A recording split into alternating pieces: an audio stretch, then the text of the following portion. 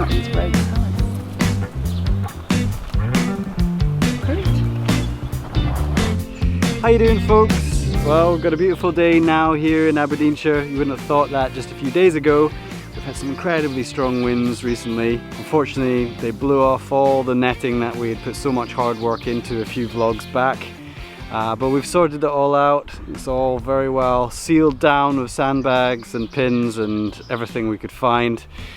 So hopefully, touch wood, we're going to have a bit of a week of nice weather ahead of us. So Rosa and I are out in the market garden, and Rosa is weeding the garlic behind me there. I'm just preparing a second bed of onions. Last week, during some of the strong winds, Rosa and I got the chance to get a first bed of onion transplants set out. We've got the onions here underneath the fleece. We always try and cover up our transplants with a fleece just to give them a really nice environment to set some nice roots and get over the shock of being transplanted. I've broad forked and raked this bed. We haven't bothered tilling with the BCS or anything like that, as we're trying to phase that out. My next step is to mark out the rows for the onions. So we're growing onions from seed this year. Quite often we've grown onions from sets, but I think economically it makes more sense to grow them from seed, and I think there's less chance of bolting. We've grown our onions in large trays, just broadcasted the seed into the tray, and then we're going to be pretty much pricking out the onions in numbers of 3 or 4 and planting the onions as a group together. And we're hoping that they're going to have enough room to grow, just butting up against each other, and then we can pull them out as basically as a bunch. Might help reduce harvest time on when the harvest days roll in. So we're going to do 3 rows in our 75 centimeter bed, setting them out at about 10 inches between each clump of onions and 10 inches between each row. So the way I'm going to mark out the rows is with our trusty bed prep rake. I think you've seen me using this before for marking out carrot rows to follow with the Jang cedar. We're going to be able to use this for transplants today. So a bit like marking out for carrots, we put a piece of water pipe on each tine at the desired spacing, so like I said, 10 inches. So there's our 3 rows, about 10 inches apart. So I'm going to draw that down the bed. But after that, we can put a few more pipes on and actually form a grid so that we can see where to put our transplants on the row.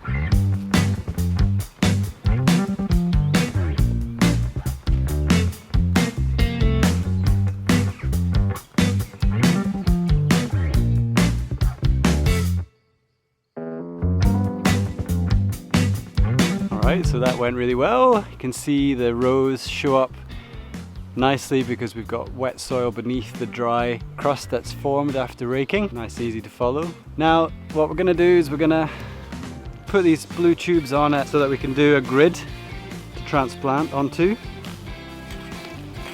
Alright, so now that we've put these tubes on, this is our in-row spacing, and we're going to be able to draw some lines perpendicular to the lines we've just put in, and we'll get a nice grid, a grid reference for onions.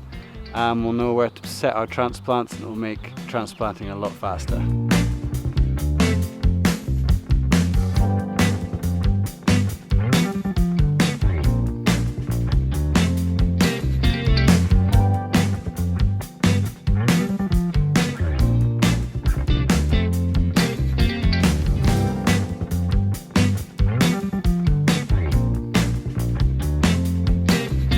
Alright, so that's our grid marked out on the beds. Nice and easy for us to see where to set the little transplants. Now we can just start popping in these little bunches of onions and they should be good.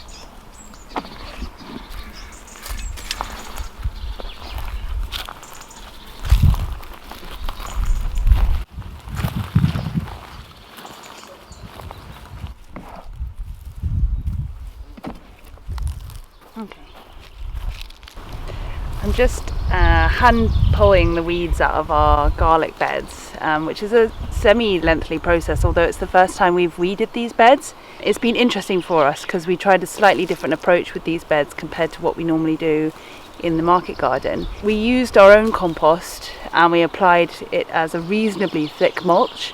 However, just due to the lack of the amount of compost that we have, we couldn't do that on every bed in the market garden, so we really couldn't put it as thick as one that might block out the weeds completely. However, it did seem to work quite well. You know, we planted these in March in a previous vlog, and until about 2.5 weeks ago they were pretty much weed free, and now that we are hand pulling the weeds, they come out really easily. So although yes, it takes a little bit of time, we're not hoeing, which would be maybe a little quicker, I'd say, you know, considering our situation where we didn't have enough to do a thick mulch to block out the weeds, it was still worth it. The garlic, although we're about to give them a feed because they started to yellow a little, but they've grown really healthily and actually better than they have in previous years when we've used landscape fabric and just a soil amendment of a bit of compost. So I think that, you know, a lot of fertility obviously is great for garlic. So that's been really good. So I think it's something that we'll definitely maybe modify a little bit, but we'll definitely do garlic like this again in the future. So some things that I'm actually leaving in the bed at the moment are, we've had a few kind of volunteer lettuces and calendula, and we've got a bit of clover growing through as well. So we're leaving those things, the lettuces just to see, well, we can come and harvest them to eat them, which is great. And the calendula are great just to bring pollinators into the garden and things. So we'll keep an eye on them, make sure none of them are kind of completely crowding out the garlic. But otherwise it's just little bits of grass, some chamomile, which seems to probably is slowly making its way across every corner of our farm, and creeping buttercup, which is my least favourite, and a few docks. But the docks are really hand pulling out the whole root and everything. Part of the reasons why these beds have been so successful, aside from the fact that we put this quite deep layer of compost on top, is that we didn't till them at all. So we didn't bring any weed seeds to the surface or encourage anything, any of the weeds to germinate by tilling. So other than broad forking and raking and then applying this mulch, we didn't really touch the beds at all. So it's been just over a year since these beds were tilled, because last season we grew, I think these beds up here, there was kohlrabi, there was some turnips and radish. What we decided to do was to actually just cover them over. James just scythed down some of the crops, and then we really just put a tarp over, and you know, the roots in the ground and everything just to rot down. So I think the soil structure will be getting better here because of what we've done over the last year, and I think if we keep on doing it like this, although we'll have a bit of hand pulling to do, it does feel, there's something that just feels a lot better about it. But we're still tweaking. Obviously every crop is different, so the onions we're doing a little bit differently. We're going to try a couple of methods. We're really trying to transition cleverly with each different crop. I think although these look quite weedy, these garlic beds have been more successful than before, so I think we'll carry on in this direction, at least with garlic.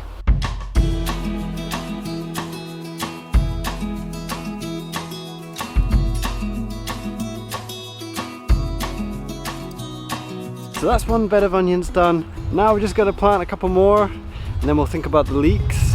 So I'm just going to peel back the tarps behind me, basically the beds that are below the current onion beds. Peel back the tarp, have a look at the soil, and then I'll go and get the broad fork and the rake and prep those. I think Rosa's heading over to the small polytunnel. She's got some basil that she wants to interplant with the tomatoes that we planted a few days ago. So she's heading over to do that just now. These are miniature basil. Aside from being very young and small, they are a variety called miniature basil or Greek basil or bush basil. We're hoping we have a little bit more success with growing these. We've grown basil and it was semi-successful last year. We didn't grow a huge amount because we were still testing it out and how it grows around here. It did take a really long time to grow. It was the standard kind of sweet Genovese basil, and they're really nice, but we pretty much only got one big harvest off of them because they were so slow growing. And what we're hoping with these is that, that they'll grow a little bit better basically in our climate. And you do get a lot of flavour from, I think, quite a small leaf in these, so we don't necessarily need to give people huge bunches of it. So we'll see how it goes. We're still testing it out, but the idea is to plant these in between the tomatoes in the little polytunnel. So I've still got some more to pot on. I sowed these quite early in the season, and a lot didn't germinate, so I had to sow some more. So this is just some extra ones. But these are the ones that were from the first sowing, and I potted them on, and they've grown really nicely, and I think they're ready to go out into the soil.